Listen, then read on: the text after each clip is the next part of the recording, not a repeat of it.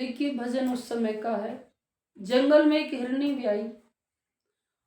तो उसके पीछे शिकारी पड़ गया, और शिकारी तो कहता है, प्रभु राम से अरदास लगाता है कि मुझे शिकार जल्द से जल्द मिल जाए, और हिरनी प्रभु से अरदास लगाती है और प्रभु को याद करती है कि कैसे मेरे बच्चों को